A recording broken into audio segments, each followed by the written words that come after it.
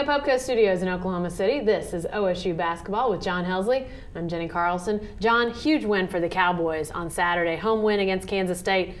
How big was this win in your estimation? Well, I think it was a huge win because, this is a team that we didn't really know a whole lot about, Jenni, in a lot of ways. They didn't really have a quality win, a statement type win. That's what that was for them Saturday. Jean-Paul Lekemi kind of gave us something to write about earlier in the week, called those guys out as bullies, and said they had to stand up to them. And they did. They stood up to the bully, and eventually put the bullies on the bench, fouling out 4 Wildcats. And, it was a big win, especially with what's ahead. Yeah, and let's talk a little bit about that because 2 road games. We talked a little bit about that last week in reference to this K-State game and how important it was. Now, going to Texas A&M, going to Colorado, those look like even tougher games after this weekend. They do, and A&M with a big road win. I know it was in Norman where the Sooners are struggling, but a big road win for A&M to get started in the conference. Road wins are golden in the Big 12.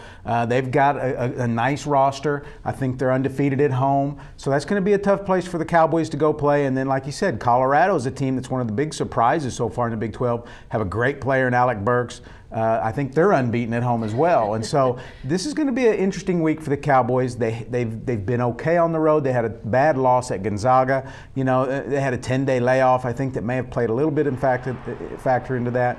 But it's a little bit of a proving ground. That's what makes that K-State win so big. They needed that win to go on the road.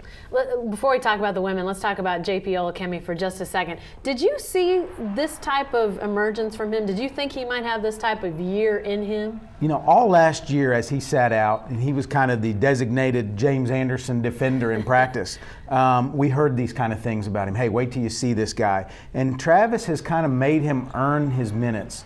Wanted him to play better defense and do a lot of the little things. He can score, and I think that eventually they're going to try and get him to do that more. They're going to need him to do that more. They need some more pieces on this team.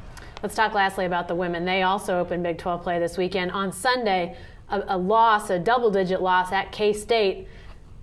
K-State's a decent team, but that was a little bit of a surprise, at least to me, that they would go and really not be competitive in the second half in that game. I think it is a little bit of a surprise, too. I think, if anything, that was maybe one of the road games they would have pointed to and said, hey, that's one we can go win. You're right, Kansas State's a decent team, but it's not the Wildcats that we've seen in recent years. And now it gets tough. They come home, they got to play A&M, which is one of the top teams in the league, one of the top teams in the country. So really in a spot the Cowgirls are. All right, thanks, John. Hey, stay with the best coverage team anywhere at newsok.com and every day in the Oklahoman.